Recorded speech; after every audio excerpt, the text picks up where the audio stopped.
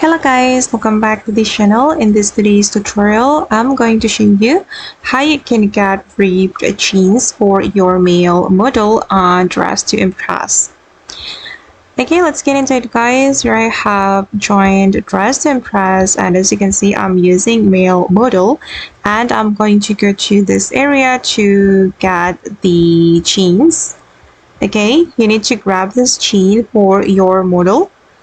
And then we're going to change the toggle.